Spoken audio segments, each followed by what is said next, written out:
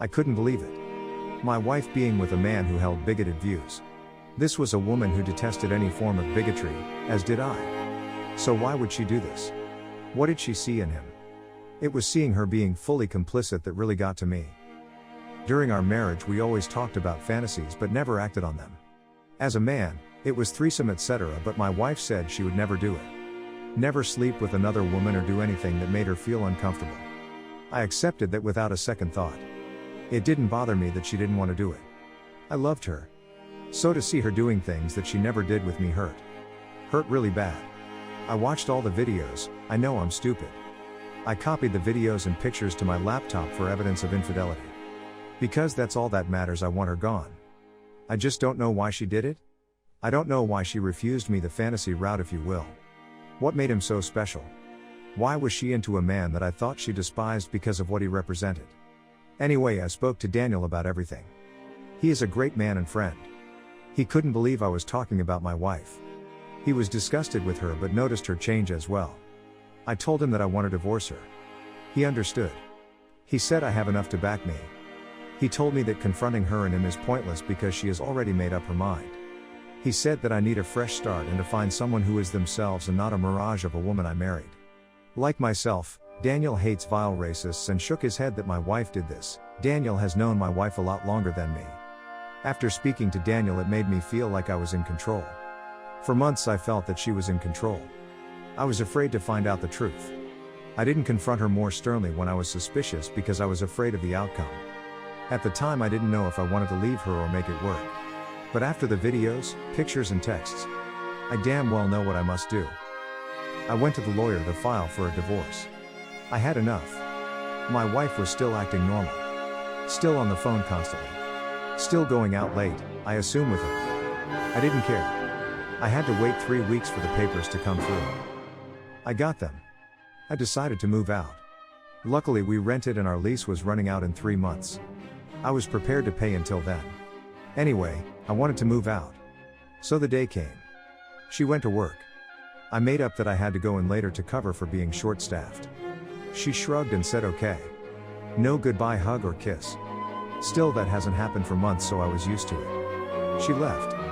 I packed up my essentials and put the divorce papers on the kitchen table along with my wedding ring. That was it. I stayed with my friend from university, Adam, who lived in another city.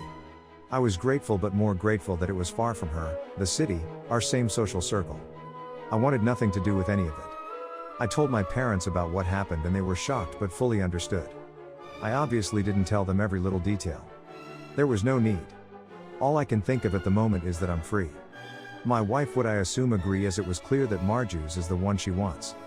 I hope that we get a quick divorce. I really do. Later that night my phone was blowing up with calls and texts. It was my wife. I was surprised because I honestly thought that this was what she wanted as well. But it seems that I couldn't be more wrong. I didn't speak to my wife. I had no interest in it. I read her messages and all of them consisted of "I'm sorry, I love you, please can we talk?" etc. etc. This lasted for hours. I blocked her number and deleted all my social media accounts. I spoke to my lawyer about my wife signing the divorce, but she hasn't signed. She did contact me through email. I wanted to have some way of communication because I still want the divorce. She sent me an email again saying sorry a number of times and that we needed to talk. I replied no, all I want is the divorce. She replied that she doesn't want one. I am the man she only loves and Marju's meant nothing. It's funny because I never mentioned to her why I left, but she obviously knows why. Her guilty conscience and seeing her plead for forgiveness was actually satisfying. I spoke to Adam and he said I could stay as long as I wanted. I am thankful for him. But he did say that I would have to meet her eventually. He said that I left without having answers and no matter how hard you try, eventually you will need to hear them. Inside I was disagreeing with Adam. Why should I talk to her? Why? She gave little regard to my feelings for months. She didn't care about me. She cared about her sick friend Daniel. She didn't care. So why would I talk to her? I know that deep down I'm being stubborn. But also angry that my wife is trying to reconcile. I honestly thought she would have signed and moved on with him. This has me mixed up. And even more mixed up now is that my wife wants to meet. I have a therapist who is excellent.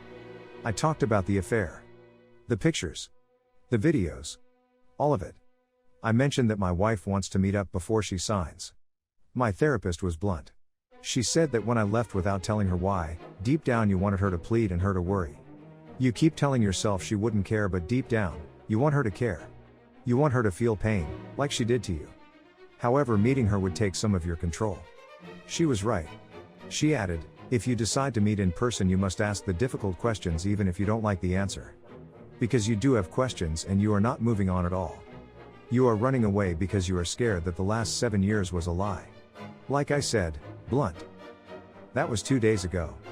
My wife really wants to meet and inclined that she won't sign without meeting first. I speak to my parents and close friends about it. My dad said that you could force the issue of her signing, but that could take months. But if she's willing, no guarantee, to sign after you talk, then it's worth it. Adam agreed. I decided to meet my wife. Although to say I'm nervous is an understatement. How should I approach this? What should I ask her? Should I be open or guarded? Any help and advice would be grateful. Thanks you for watching. Everyday New Movies. See you soon.